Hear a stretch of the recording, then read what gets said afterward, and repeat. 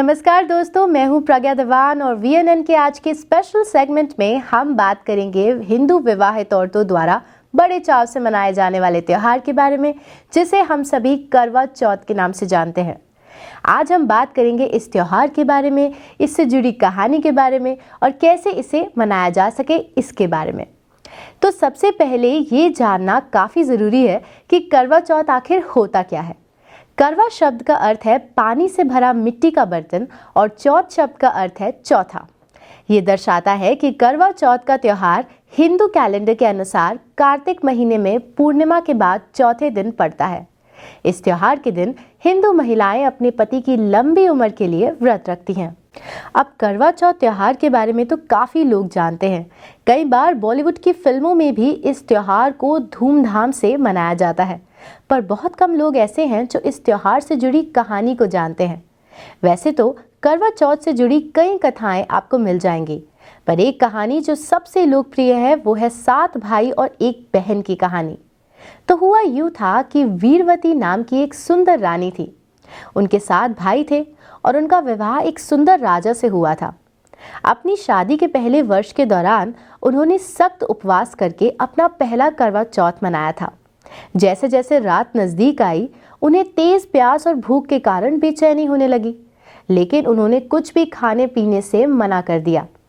उनके भाई, जो उन्हें बहुत प्यार करते थे, उनसे वीरवती की पीड़ा नहीं देखी गई और उन्होंने इस बारे में कुछ करने का फैसला किया। उन्होंने अपने घर के पीछे लगे पीपल के पेड़ के साथ एक दर्पण बनाया और वीरवती को ये विश्वास दिलाया कि चंद्रमा उग गया है। वीरवती ने अपने भाइयों की बात पर विश्वास किया और अपना उपवास तोड़ दिया। दुर्भाग्य से कुछ ही देर में खबर आई कि उनके प्यारे पति की मृत्यु हो गई है। वीरवती काफी निराश हो गईं और अपने पति के घर की ओर भागने लगी। रास्ते में उन्हें भगवान शिव और मां पार्वती द्वारा रोका गया।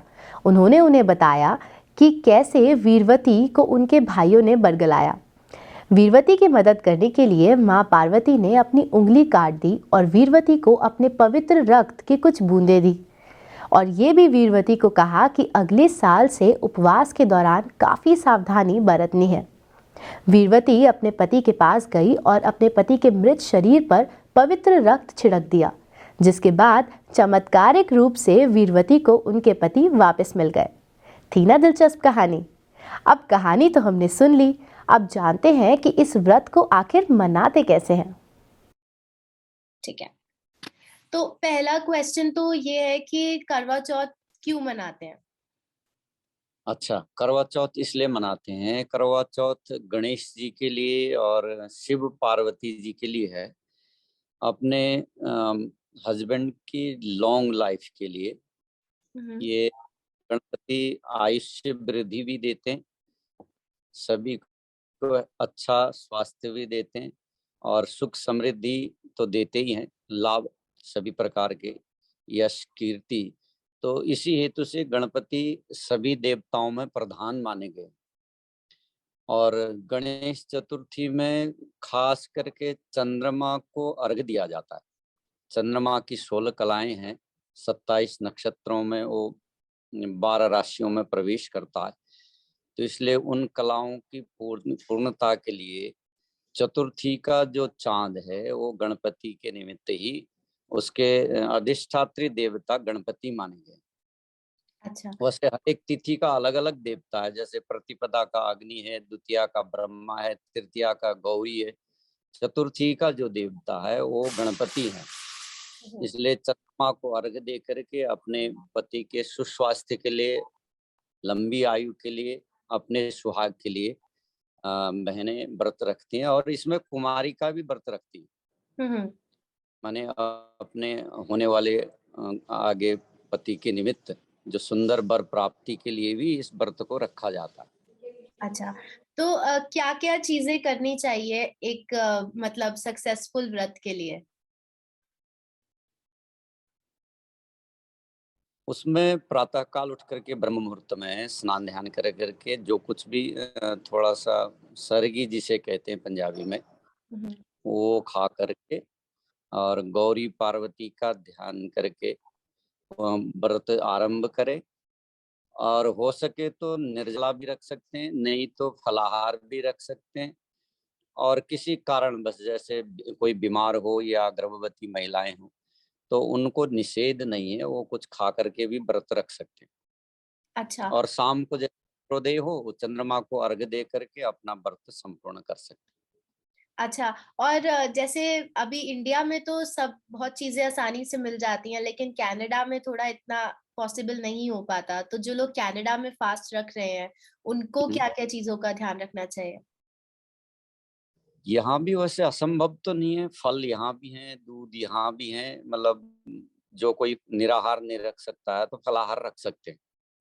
जूस है, दूध है, फल हैं, ये चीजें आप ग्रहण कर सकते हो। किसी कारण बस मान लो आप नहीं रख सकते, दवाइयाँ खाते हैं या गर्भवती हैं, तो उनको उसमें कोई दोष नहीं है, वो ले सकते हैं। अच्छा, और आखिरी सवाल ये है कि आजकल मतलब लड़के भी फास्ट रख रहे हैं, तो ऐसा मतलब मान सही होता है रखना, या सिर्फ लेडीज को तो ही रखना बात चाहिए? है, ये तो अच्छी बात है। संगच्छद्वम संबद्धम संभव मनांसि जानताम कहते हैं हम। आपके साथ साथ हम भी चले, फेरों के साथ दोनों का है ना ये, कि जैसा आप चाहें वैसा मैं भी करूंगा, जैसा मैं करूं वैसा आप भी करेंगे। तो ये तो साथ साथ चलना तो और भी अच्छी बात, अच्छा। क्योंकि तो देखो श्रद्धा के बगैर ज्ञान वैराग्य क्या करेगा। जब पत्नी नहीं होगी तो पति अकेला क्या कर सकता है। तो इसलिए दोनों अगर आपस में मिल करके रख सकते हैं वो और भी अच्छी बात, ठीक है। एक दूसरे के स्वास्थ्य के लिए। ठीक है, तो और बस। इस क्रांति है, इंडिया में संडे को है, यहाँ सैटरडे को मनाया जा रहा है। तो उसमें एक कारण ये है कि इंडिया में चतुर्थी रात तक है, मतलब अगले दिन मॉर्निंग तक है, तो इसलिए वहाँ संडे को होना स्वाभाविक है। और यहाँ संडे को शाम को लगभग 8 बजे तक चतुर्थी है, लेकिन जब चंद्रोदय होता है तो उससे पहले ही वो चतुर्थी तिथि खत्म हो जाती है। तो इसलिए एक दिन पहले ही उस व्रत को मनाना ज्यादा श्रेयस्कर है, क्योंकि चतुर्थी के चंद्रमा को ही अर्घ्य देने का उसमें विधान है। अच्छा, ये आप बता रहे हो तो इसमें जो चांद को देखते हैं शाम को, तो उसका क्या रीजन होता है, क्यों ऐसा करते हैं? चांद को देखने का मतलब यही है कि प्रतिदिन जैसे चंद्रमा की कलाएं बढ़ती हैं वैसा ही आपका भी यश कीर्ति मान सम्मान बढ़े और आपकी आयु भी लंबी हो। इसी हेतु से चंद्रमा को देख करके छन्नी के साथ उसको अर्घ दिया गया। अच्छा, ठीक है। मैंने तो यही क्वेश्चंस लिखे थे, तो ये तो सारे आंसर कर दिया आपने। ठीक है, बस इतना ही चल, कुछ। आपके सभी दर्शकों को श्रोताओं को बहुत बहुत शुभकामनाएं, और आपको भी सपरिवार हमारे मंदिर की कमेटी की ओर से भी, ब्राह्मणों की ओर से भी, हमारे परिवार की ओर से भी आप सभी को बहुत बहुत हार्दिक शुभकामनाएं और दीपावली की भी शुभकामनाएं। आपको भी। अच्छा, ठीक है, नमस्ते। नमस्ते। आप सभी को ऐसी वीडियोस पसंद हैं तो VNN के YouTube चैनल को सब्सक्राइब जरूर करें।